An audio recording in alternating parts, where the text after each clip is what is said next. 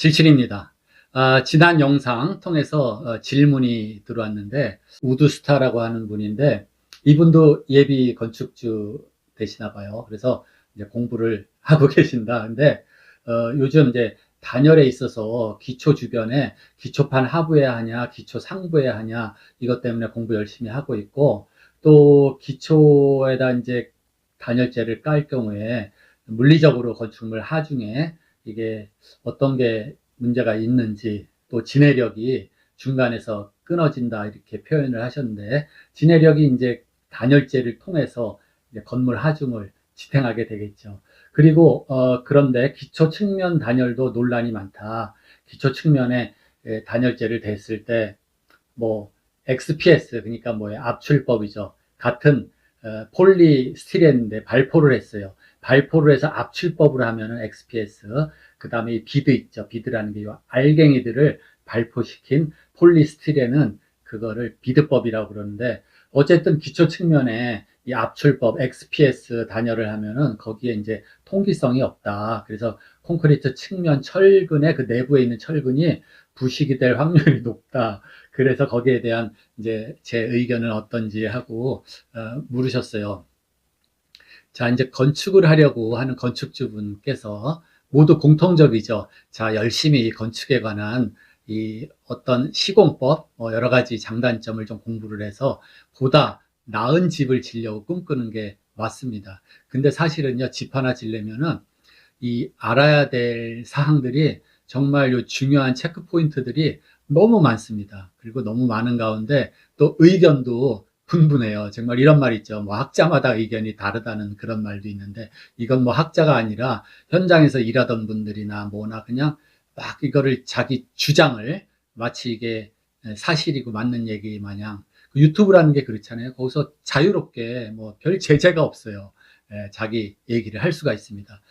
이 유튜브가 정말 저는 좋다고 생각해요. 그래서 저처럼 유튜브 이렇게 영상 컨텐츠를 만드는 사람한테는 어때요? 거기에 대한 이제 보상이 또 들어오죠. 그래서 좋고, 또 이 시청하는 여러분들 시청자분들은 또 정보를 물론 거기서 잘 골라서 좋은 정보들을 얻으셔야 되겠지만, 특히 제 영상 들어와서 보시는 분들께 감사드립니다. 그냥 보시지 말고 꼭 구독 좀 눌러주세요. 구독 안 하시고 보시는 분들이 한 85%가 되더라고요. 제 이 유튜브 이 채널 자료를 보면 다 나와요. 그러니까 구독 안 하시고 보시는 분들이 너무 많다. 85%. 구독 좀 부탁드립니다. 그리고 또 하나 뭐예요? 이 스폰서죠. 이 유튜브에다가 이 돈을 내는 분들. 그러니까 뭐 홍보를 하기 위해서, 그쵸? 이제 돈을 내는 분들도 거기에는 뭐예요? 딱 특정한 성격을 가진 사람들이 모여 있잖아요. 제 채널에는 건축에 관련된 시청자들이 모여 있잖아요. 그러니까 거기에 뭐 건축 자재라든지 뭐 이런 분들이 건축에 관련된 업체에서 이 선전을 넣을 수가 있어요. 저도 이제 그렇기 때문에 정확한 정보를 여러분께 드리려고 노력을 해요. 요즘에 많이 뭐 이제 거의 뭐 그냥 일반화가 벌써 되다시피 한 그 AI, 챗 GPT라든지 뭐 이런 도구들이, 여러분들이 질문을 하면 걔가 답변을 해주잖아요. AI가. 근데 AI도 정확한 100% 맞는 대답을 하는 게 아니라 좀 오류가 있다, 또는 좀 잘못된 거를 대답해 준다, 억지로 대답을 한다, 그 할루시네이션이라고 하는데 그런 게 있어요. AI도 앞으로 더 많은 뭐 학습이 되고 하면은 좀 더 이제 정확하고 합리적인 답변을 하겠지만, 할루시네이션이라는 게 있다. 마찬가지로 우리가, 저도 유튜브를 많이 봅니다만 유튜브를 보다 보면은 저건 아닌데, 저건 좀 잘못된 저 얘기인데, 이렇게 느끼는 게 있어요. 근데 그거 영상을 만든 분은 그게 사실인 줄 알고 그게 진실인 줄 알고 얘기하는 게 맞습니다. 이 건축에서도 이 상식처럼 생각되는데 그 오류라는 게 있어요. 그렇기 때문에 그런 것들이 틀리는 경우가 많습니다. 뭐 예를 들면은 콘크리트를 이렇게 비벼서 만들 때 세멘트를 많이 넣으면 이게 더 강도가 높은 콘크리트가 된다든지, 이런 거는 우리가 상식적으로 생각해 보면 세멘트가 그 접착 역할을 하니까 많이 들어가면 좋을 것이다. 하지만은 그거는 이제 그냥 상식 같은 얘기인데 그건 아닙니다. 적당한 양이 있어요. 그렇기 때문에 그런 거라든지 뭐 철근은 뭐 굵을수록 여러 가지로 좋다, 튼튼하다 이렇게 생각하는데 또 그게 틀린 말일 수가 있습니다. 그렇기 때문에 되도록이면 저도 정확한 정보를 드리려고 해요. 이 할루시네이션이라는 그런 결과가 생기지 않게 노력을 합니다. 그리고 제가 이제 초점을 맞추는 거는 뭐 굉장히 이렇게 전문적인 분들에 대놓고 제가 영상을 제작하는 게 아니라 일반적인 그 대중을 이해하고 또 되도록이면 건축과 관련된 건축, 토목, 뭐 관련된 법이라든지 재료, 시공법, 뭐 건축 계획 이런 것들을 조금 보다 이제 이해하기 쉽도록 하려고 초점을 거기에 맞추고 있어요. 너무 그래서 세부적이고 전문적인 거는 뭐 제가 말씀드려봐야 일반적인 분들은 재미도 없고 뭐 상식적으로 이해도 잘 안 되니까 그거를 지양하고 있습니다. 여기 지금 구독자 우드스타님이 질문한 거는 이제 첫째 뭐냐 하면은 효율적인 그 기초 부분에 단열재 위치를 어디다 해야 되냐. 그 다음에 이제 두 번째는 단열재가 어떤 물리적인 그러한 힘에 말하자면 적합하냐, 견디냐. 이 땅이 이 건물의 하중을 받치고 있잖아요. 그거를 우리가 이 땅이 받치는 힘을 지내력이라 그러는데 그 지내력이 작용하고 있는데 거기다가 단열재를 깔고 지내력이 이게 적당히 합리적으로 되냐 안 되냐 뭐 이런 문제죠. 그리고 단열재를 이 지금 매트 기초로 생각하면은 이 매트 기초 밑에다가 하는 게 나을지 매트 기초 뭐 위에다 하는 게 나을지 이런 거를 의구심을 갖고 질문을 하셨어요. 그 다음에 또 한 가지는 자 기초판인데 기초 측면이 있죠. 기초가 그냥 납작한 게 아니잖아요. 이 동결선도 있고 기초 측면인데 이 측면에 단열재를 붙였다. 특히 이 비드법 말고 XPS 압출법 그 중에 하나 뭡니까? 뭐 아이소핑크 뭐 그게 있겠죠.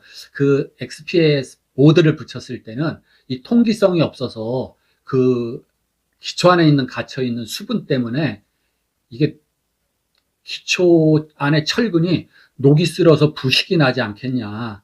부식이 날 확률이 높다고 어디서 또 보셨나 봐요. 거기에 대한 이제 제 의견을 이제 구했는데 말씀드리겠습니다. 이제 그 부분 먼저 얘기 드릴게요. 철근 아무 걱정 없어요. 그 걱정하시지 마세요. 철근이 이 제대로 타설된 콘크리트 안에 꽉 매몰돼 있으면 이 철근에서 우리가 콘크리트 피복 두께라는 걸 얘기하는데 이 철근이 있으면 철근 맨 겉에 있는 뭐 여기 띠철근이 있으면 뭐 띠철근이라든지 철근 표면에서부터의 그 콘크리트 두께 요거를 피복 두께라 그런다. 피복 우리가 옷을 피복이라 옷 두께.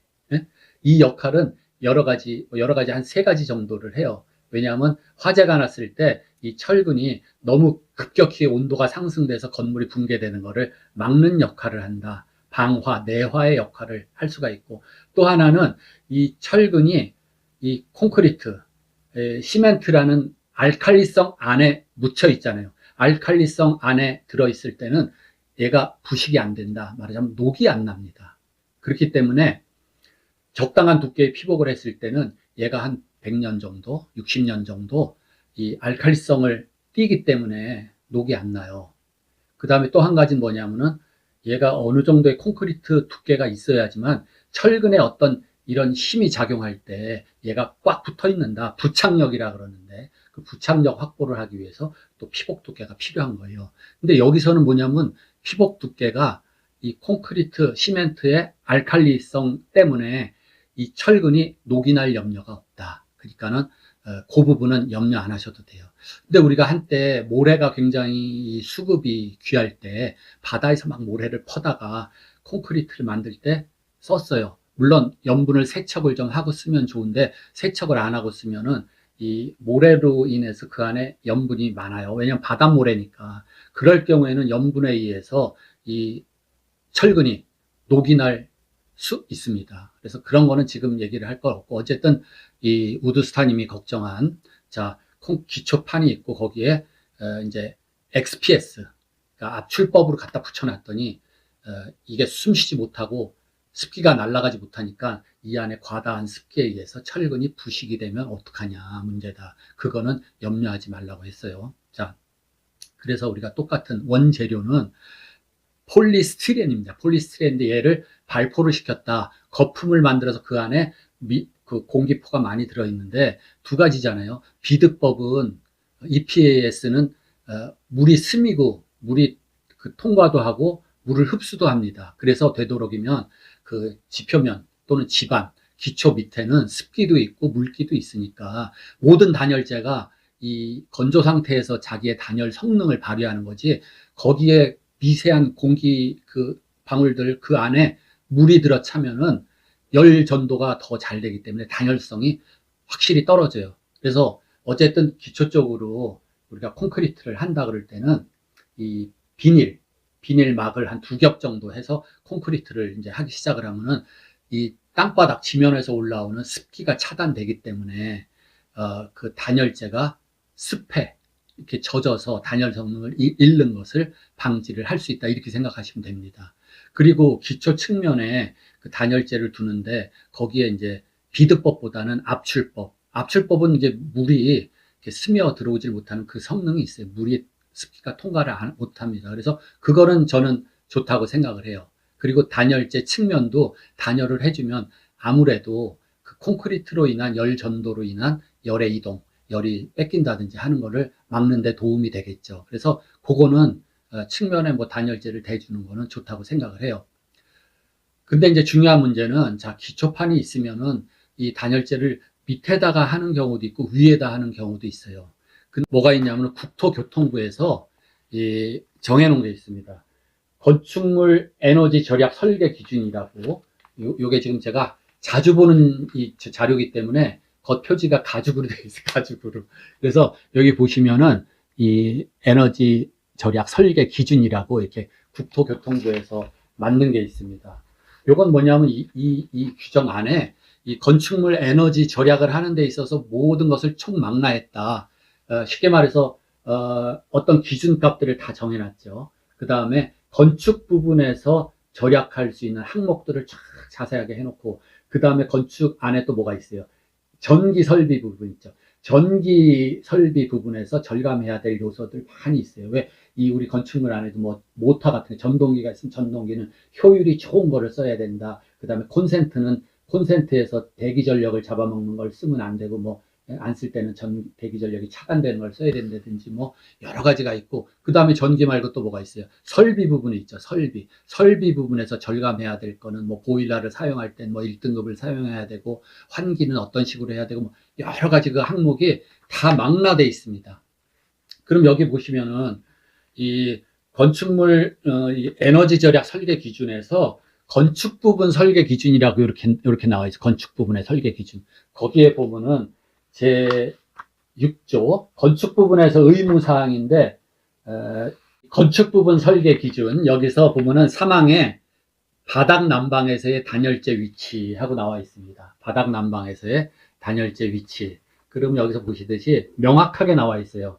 그래서 이 건축물 에너지 절약 설계 기준에 따라 바닥 난방 단열재는 온수 배관으로 안 하면 또 뭘로 할 수가 있죠? 전기로 할 수, 전열선을 깔 수도 있어요. 제가 지난번에 양평 쪽에 지은 그 주택은 건식, 그러니까 겨울에 동파될 염려 없이 전열선을 다 깔았어요. 그 물이 들어가는 난방 호스 말고. 그래서 이 온수 배관이나 전열선 하부, 그 발열 호스나 전열선 바로 밑에, 또 슬래브 사이에 설치해야 된다, 이렇게 명백하게 나와 있어요. 이거는 난방열이 밑으로 하부로 손실되는 것을 방지하기 위함이다. 그런데 단 슬라브 자체를 추결체로 쓴다. 콘크리트 덩어리가 추결 성능이 있죠. 추결 성능이 뭐냐면 열을 담아 놓을 수 있는 그 능력을 추결 성능이라 그러는데, 물 같은 경우는 굉장히 크죠. 비열이 크기 때문에. 다시 말해서 돌멩이나 콘크리트를 뜨겁게 달궈 놓으면은 그 열이 오래 가지요. 그거를 돌에다가 또는 콘크리트에다 추결을 한다 그럽니다. 근데 추결 성능이 굉장히 낮은 게 있어요. 추결이 안 되는 거. 스티로폼 같은 거를 뜨겁게 가열을 한다 그래서 거기에 열이 담겨 있질 않잖아요. 근데 난방 방식 중에 이 바닥 슬래브라든지 바닥 어떤 콘크리트 덩어리에다가 추결을 해야 되는 난방이 뭐가 있냐면은 심야전기 같은 게 딱 그거예요. 심야전기는 밤에 전기가 딱 들어오는 시간이 있죠. 예를 들면은 밤 10시부터 아침 뭐 8시까지만 전기가 들어와요. 그러면 그때 들어오는 전기는 전기 계량기가 팽팽 돌아가도 값싸게 줍니다. 그래서 그걸로 열을 축열을 시켜요. 근데 뭐 축열조에다 물을 담아서 그 물을 축열하기도 하지만 구조체에다 축열하는 경우, 이런 경우에는 예외다. 이런 경우에는 그 축열체, 콘크리트 슬라브 밑에다가 단열재를 넣을 수가 있다. 이렇게 돼 있어요. 그 다음에 여기 이제 그래서 제가 보시다시피 여기 설치 위치는 난방 호스 또는 전 발열 코일 밑에랑 콘크리트 슬라브 사이에다 넣어라. 이렇게 명백하게 나와 있어요. 거기다 뭐를 넣어라? 단열재를 넣어라. 예? 이 기초판 바닥에다 넣으라는 얘기가 아닙니다. 그 다음에 열 저항 기준이라는 건 뭐냐면, 열 저항이라는 거는 열 관류의 역수입니다. 다시 말해서 열 관류율 값은 작을수록 열 관류가 잘 안 되는 거예요. 근데 열 저항 값은 열 저항 값이 클수록 열이 못 가는 거예요. 역수니까 그래, 역수니까. 그래서 다시 말해서 그냥 보통의 층의 바닥은 총 그 열 관류 저항 값의 한 60% 이상 되는 단열 성능을 가져라. 그 다음에 맨 밑바닥 층은 총 열 관류 저항의 70% 이상 단열을 확보해야 된다. 이렇게 돼 있어요. 근데 바닥 중에서 어디예요? 이 단열재를 바닥 그거 깔아야 되는 그 위치 무시해도 되는 게 어디냐면은 당연히 뭐 욕실이라든지 현관 같은데, 그 다음에 심야 전기를 이용하는 온돌, 그건 말했어요. 축열체 때문에. 그 다음에 뭐 다용도실이라든지 발코니 바닥이라든지 이런 데는 당연히 그거 안 해도 되죠. 이렇게 나와 있는 그 기준은 여기 여러분들이 제가 말씀드렸듯이 이 국토교통부에서 요거 기준을 만든 건축물 에너지 절약 설계 기준, 여기에 딱 명확하게 나와 있다 이겁니다. 우리가 또 한 가지 이 바닥에, 기초 쪽에 바닥에다가 스티로폼을 잔뜩 까는 거를 보신 적이 있는데, 이런 경우가 있어요. 자, 목조주택이고 줄기초로 했습니다. 줄기초. 근데 줄기초를 했는데, 줄기초를 하다 보면은 줄기초 그 사이에 이렇게 흙으로 다시 되메우기를 하고 슬라브 콘크리트를, 맨 밑바닥 슬라브 콘크리트를 쳐야 될 경우가 있어요.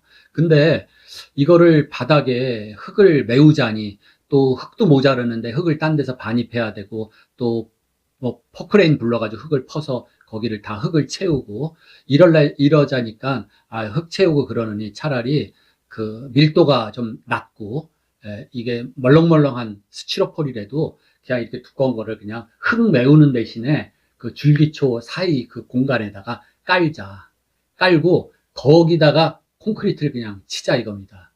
이럴 때는 그게 지면에서부터 오는 뭐 냉기라 그럴지 단열도 되면서 그거를 까는 거는 괜찮다고 생각을 해요. 단 이 건축물이 하중은, 건축물의 뭐 총 그 하중 무게는 줄기초에 가는 게 전제로 한 겁니다. 이 슬래브 자체가 이 어떤 하중을 받아서 지표면 땅으로 하중이 가는 걸로는 생각을 하시면 안 돼요. 계산을 하면 안 됩니다. 단지 이 줄기초 사이에 흙으로 되메우게 할 부분을 그냥 단열재로 스티로폴로 다 깔아서 채웠다 했을 때는 이 스티로폴의 역할은 그 맨 밑에 층 콘크리트 타설되는 받침대 역할 정도를 해준다. 걔네들은 이 건축물 하중을 지지하는 이 기초판의 역할을 하는 게 아니다 이겁니다. 그럴 때는 깔아도 돼요. 그 다음에 이 무슨 축열을 위해서 심야 전기를 이용해서, 그러면 매트 기초 밑에다가도 단열재를 까는 거 가능합니다. 가능한데 이 하중을 받잖아요. 그리고 진해력 이상에 되는 그 단열재 성능이 있어야 됩니다. 그렇기 때문에 이거는 밀도가 굉장히 높고 이 단열재도 압축강도가 높은 거를 깔아야 돼요. 그래서 기초판 하부에 굳이 깐다 그러면은 이 XPS 1호, 그러니까 압출법 단열재 1호 정도를 깔아 주셔야 돼요. 근데 건물이 단독주택인데 더 집중적으로 하중이 많이 나간다, 2층 같은 그런 거를 하는데 이 매트 기초 밑에다 깔아야 된다 그러면은 이 압출법 특호 이런 정도를 깔면은 이 물리적인 힘에 대한 저항이 괜찮습니다. 그리고 이 압출법은 물이 스미는 재질이 아니기 때문에 단열 성능을 오랫동안 유지를 할 수 있다, 이렇게 생각하시면 돼요.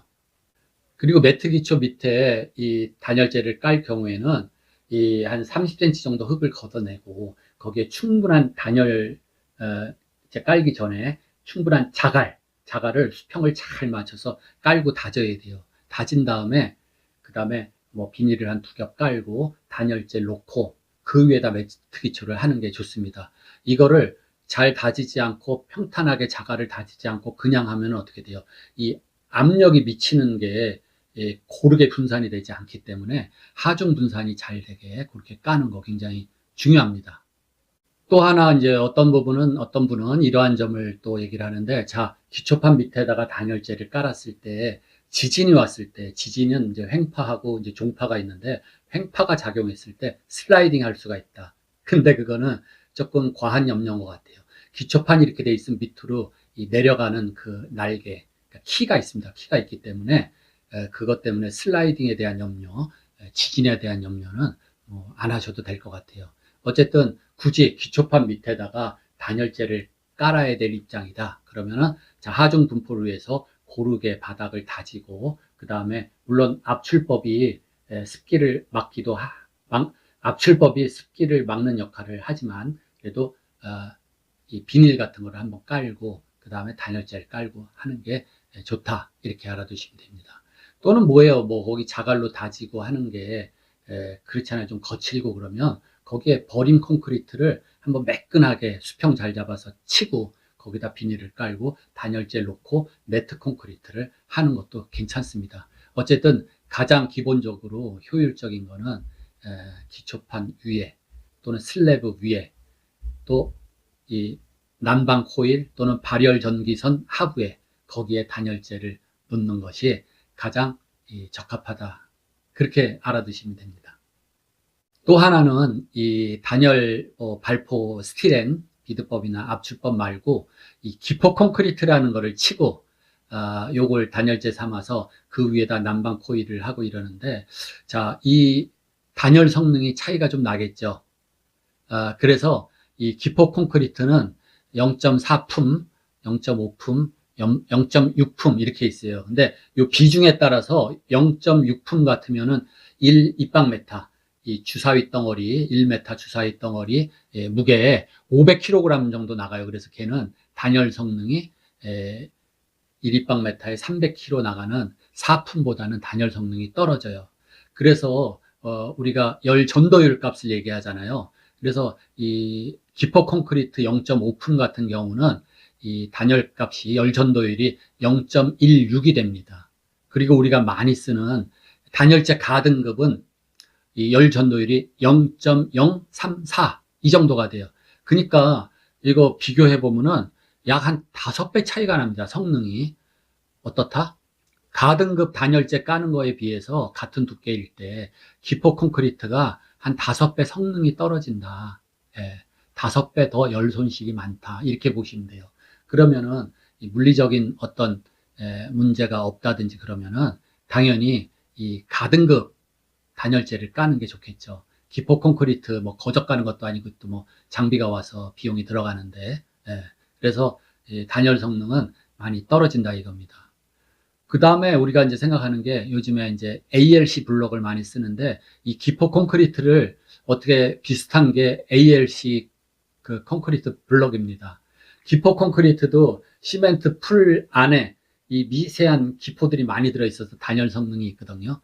근데 ALC 블록도 그 비슷한 원리로 만드는 거예요. 말하자면 시멘트 풀 종류에다가 미세한 기포가 발생되는 금속 분말을 집어넣어서 걔가 기포가 발생했을 때 굳히면은 그게 ALC 덩어리가 돼서 걔를 커팅을 하면 ALC 블록이 되는 거거든요. 그래서 참고로 ALC 블록의 열 전도율은 한 0.1 정도가 돼요. 그러면 또 ALC 블록하고 이 콘크리트, 일반 콘크리트는 열 전도율이 얼마냐? 한 1.6이 됩니다. 그러니까 벌써 3분의 1 수준 아니에요. 단열 성능이. 그러니까 ALC가 일반 콘크리트보다는 또 3배가 높아요. 그래서 ALC 블록이 단열재는 아니더라도 그 일반 콘크리트보다는 한 3배 정도 단열 성능이 좋습니다. 그러니까 ALC 블록으로 짓고 거기에 단열재를 좀 보충을 하면은 단열 성능이 굉장히 좋아지겠죠. 요 댓글에 어떤 분들이 최근에 제가 ICF, 이 단열 콘크리트 폼이죠. 단열 거푸집. 그게 스티로폴로 된 그 단열 거푸집에다 콘크리트를 부어 넣는 방식이 ICF 공법인데, 그 ICF 공법하고 ALC하고, 어떻나, 뭐 단열 성능은 당연히 ICF가 높은데, ALC 블록도 거기다 더 덧대서 단열을 하면 성능이 뭐 같아질 수도 있겠죠. 그다음에 비용 관계 이런 거를 질문하신 분이 있는데, 요 다음에 또 그거는 기회가 되면 제가 정리해서 알려드릴게요. 어차피 ALC 블럭이나 ICF 방식이나 이 골조를 만드는 데 들어가는 비용의 차이예요. 그래서 골조가 완성된 다음에는 외장재, 내장재, 그거는 그 또 디자인 설계에 따라서 그 금액이 차이가 나겠죠. 그래서 오늘은 구독자 우드스타님이 질문하신 거에 대한 제가 답변을 좀 드렸습니다. 마치겠습니다.